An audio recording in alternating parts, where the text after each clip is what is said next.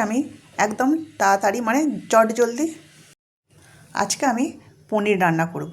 তার জন্য সব জোগাড় আমি করে নিয়েছি, হাতের কাছে সব জোগাড় করে নিয়েছি। আর খুব তাড়াতাড়ি এই পনিরটা রান্না হয়ে যাবে। মশলাগুলো এবার আমি কড়াই ভেজে নেব। এখানে নিয়েছি গরম মশলা, এটা ভাজবো না। এখানে কাজু, চারুমগজ, এখানে আদা, রসুন, পেঁয়াজ, একটা কাঁচা লঙ্কা, এগুলো সব ভেজে নেবো আগে।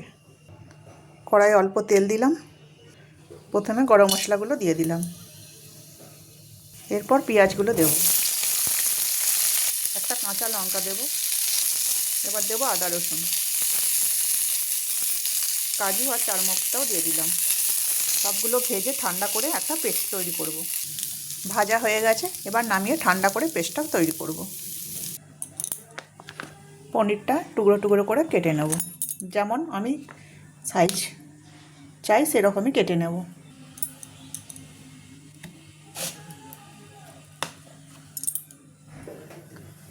পনিরটা কয়েক সেকেন্ড ভেজে নেব, খুব বেশি ভাজবো না, একটু লাল হলেই নামিয়ে নেব।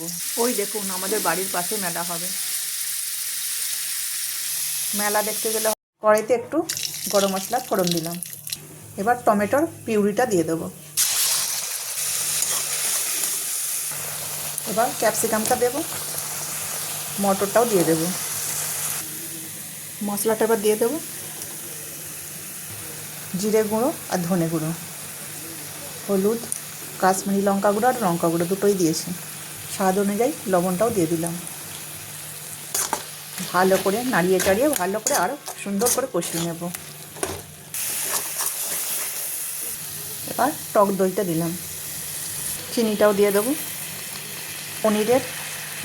পনিরের সবজি একটু মিষ্টি মিষ্টি হলে ভালো লাগে। মশলা ভাজা হয়ে গেছে, এবার জল দিয়ে দেবো। খুব বেশি জল দেবো না, একদম অল্প দেবো। মশলা ফুটে উঠেছে, ভেজে রাখা পনিরটা দিয়ে দিলাম। এই সবজি রুটি কিংবা পরোটা, লাচ্ছা পরোটা সবার সাথেই ভালো লাগে। আর যদি আমার ভিডিওটা ভালো লাগে লাইক করবেন, শেয়ার করবেন আর সাবস্ক্রাইব করে আমার পাশে থাকবেন। দিয়ে দিলাম একটু ঘি আর কাসুরি মেথি। শেষ করলাম আজকে ভিডিওটি। ভালো লাগলে অবশ্যই কমেন্ট করবেন।